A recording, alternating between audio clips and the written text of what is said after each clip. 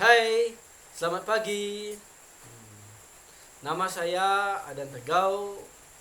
NPM saya 1863 2011 20. Nah, di sini saya akan membawakan materi tentang hambatan dalam administrasi pembangunan. Nah, perlu kita ketahui tentang administrasi pembangunan. Nah, di sini saya akan bawa kita dalam pembelajaran ini. Nah, kita lihat dalam pengertiannya dulu. Apa itu administrasi pembangunan?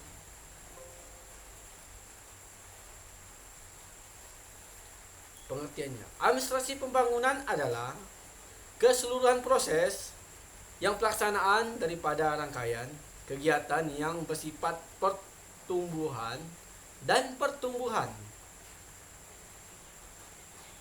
yang berencana menuju hal yang era baru atau suatu yang baru dalam berbagai aspek kehidupan bangsa dalam rangkaian nation building. Di sini lagi saya akan membawa kita dalam masalah-masalahnya adalah terdapat pada masalah pembangunan yaitu kita lihat di sini adalah kemiskinan dan keterbelakangan. Kemiskinan dan keterbelakangan adalah merupakan masalah yang umumnya terjadi pada negara-negara berkembang termasuk Indonesia. Kemiskinan, kebodohan dan keterbelakangan ini semua adalah mata rantai yang sulit diputus, yang memiliki keterkaitan yang kuat. Karena kemiskinan yang tidak akan mempunyai biaya untuk mendapatkan pendidikan sekolah, terutamanya sekolah. Berbagian anak-anak akibatnya selanjutnya adalah lahirnya generasi yang perlu kita bilang bodoh. Itu yang suka pengaruh dengan hal dunia yang tidak baik dan berkembangnya yang menjadikan menghambat penggunaan. Nah, di sini kita lihat lagi, kita masuk ke 4. Pengaruhnya, kita lihat dari pengaruhnya. Pengaruhnya merupakan adalah masalah utama yang banyak dihadapi oleh negara berkembang. Pada umumnya tersebut berkaitan dengan erat dengan ketidakseimbangan antara lajunya pertumbuhan penduduk, pertumbuhan angkatan kerja dan peluasan kesempatan kerja. Di sini kita lihat lagi ketimpangan hasil pembangunan. Nah, kita lihat dari ketimpangan hasil pembangunan. Permasalahan ini yang kemudian muncul adalah masalah pemerataan pembangunan. Dalam masalah itu terjadi pada ketimpangan yang cukup besar dalam distribusi pendapatan di masyarakat. Adalah sebagai masyarakat yang menikmati peningkatan pendapatan yang tinggi, sementara sebagian lainnya hanya dapat pendapatan yang kecil.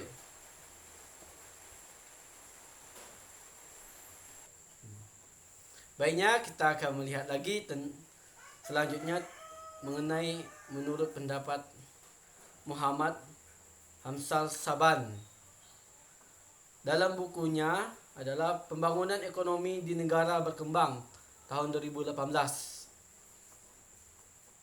menjelaskan sebagai masalah pembangunan ekonomi yang dapat dihadapi oleh negara berkembang yaitu. Nah, sini kita lihat lagi supaya kita lebih tahu kekumpulan. Di sini kita melihat adalah ketergantungan pada sektor pertanian primer. Nah, primer. Nah, di sini negara yang berkembang umumnya cenderung bergantungan pada sektor pertanian dan pertambangan. Bahkan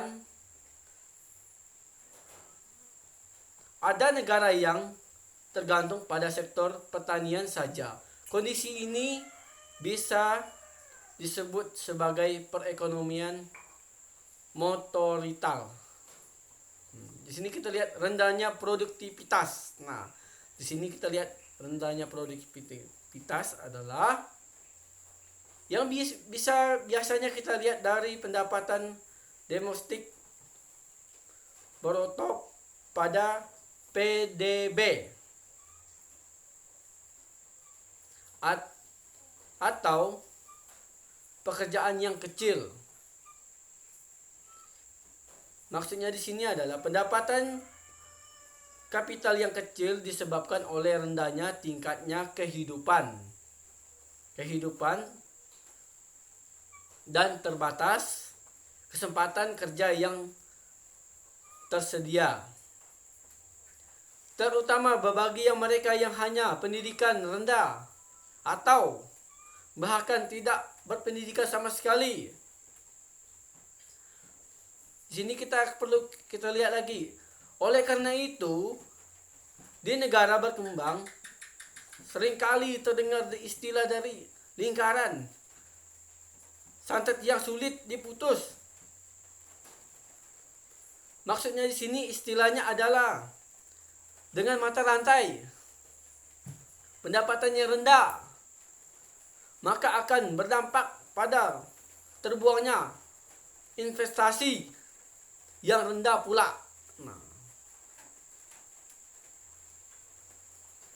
apabila terbuangnya dari investasi rendah, maka akan mengakibatkan akumulasi modal yang lambat sehingga berujung pada produktivitas rendah. Yang rendah akan mengakibatkan rendahnya pendapatan rata-rata. Kita lihat lagi ketergantungan yang besar pada rantai yang hubungan internasional. Kondisi ini perekonomian negara berkembang cenderung dipengaruhi oleh kondisi perekonomian negara yang sakitnya, terutama negara maju. Hal ini terjadi karena lamanya pemerintahan domestik yang sangat mengadilkan pasar ekspor, apalagi barang yang diekspor adalah barang yang primer. Kita lihat lagi pasar dari informasi yang tidak sempurna. Di sini kita lihat lagi pasar yang ada di negara yang berkembang cenderung tidak akan menyediakan informasi yang lengkap. Struktur pasar barang dan jasa umumnya cenderung tidak sempurna. Bahkan monopoli dan biasanya terjadi pada pasar faktor produksi. Selain itu lagi sebagian besar informasi pasar hanya untuk diterima oleh para pengusaha yang mempunyai hubungan dekat dengan dekorasi yang bersangkutan. Kondisi informasi yang tidak sempurna seperti jasa hanya akan merugikan rakyat semata. Tingkat pengaruhnya lagi kita akan melihat. Tidak bisa mungkiri bahawa tingkatnya pengaruh di negara berkembang memang sangat tinggi. Angkatan pengaruhnya ini akan semakin tinggi pula hitungan menggunakan angka under Napoleon. Salah satunya penyebabnya tingginya angkatan pengaruhannya adalah lajunya pertumbuhan angkatan kerja yang sangat tinggi, melebihi tumpang perekonomian nasional.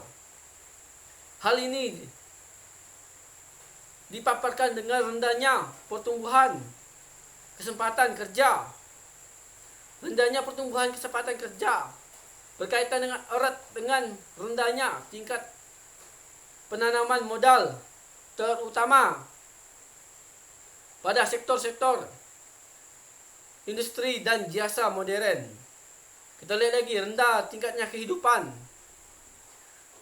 Rendahnya tingkatnya kehidupan adalah bisa kita lihat kemampuan penduduk dalam hal pemenuhan kebutuhan dasar seperti makanan, pakaian, dan rumah.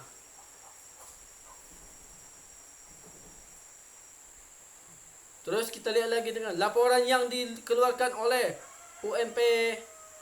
UNPD menyebutkan bahawa lebih dari 1 miliar penduduk dunia yang di bawah garis kemiskinan, hampir 80% berasal dari negara berkembang. Terus kita lihat lagi kemiskinan.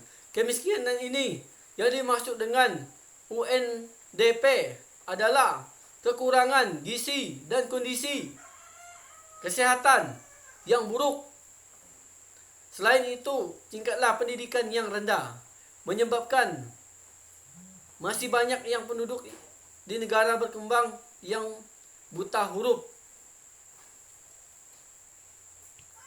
Kita lihat lagi tingginya pertambahan penduduk. Tingkatnya pertambahan penduduk di negara berkembang bisa kita lihat 4 kali lebih tinggi dari tingkatan pertambahan penduduk di negara maju. Karena kenapa? Tidak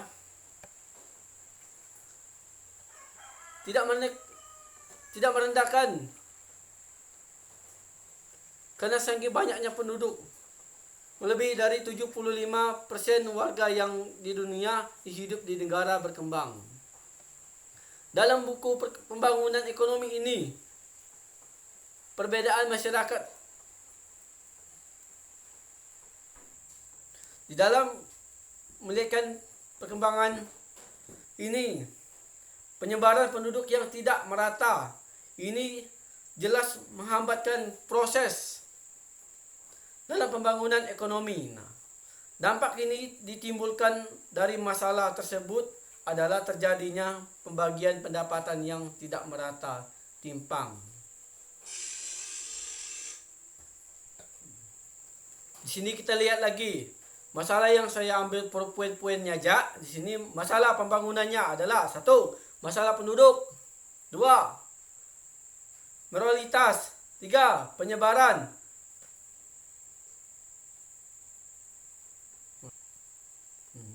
Di sini kita lihat lagi masalah-masalah pembangunan. Poin pertama adalah masalah penduduk yang tadi saya jelaskan tadi. Yang kedua, penyebaran.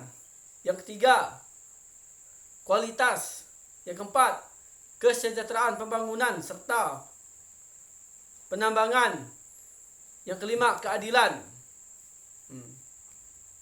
Di sini saya kesimpulan saya di sini, hambatan tersebut di atas telah cukup menunjukkan bahwa perencanaan yang dilakukan oleh pemerintah masih belum dapat menunjukkan hasil kerja yang optimal yang bisa dilihat dari sebelumnya. Tercapailah sebagian besar dari tujuan-tujuan yang awalnya. Dari sini aku berikan saran. Saran saya adalah pembangunan harus tetap berlandaskan pada keadilan sosial bagi seluruh rakyat Indonesia. Ini tidak semerata merupakan dampak area yang lain seperti dampak sosial dan ekologi. Pembangunan yang mulai dari perencanaan ekonomi tidak akan berhasil jika pihak-pihak yang dirugikan, yang dalam hal ini adalah masyarakat. Sekian dari saya. Terima kasih. Selamat siang.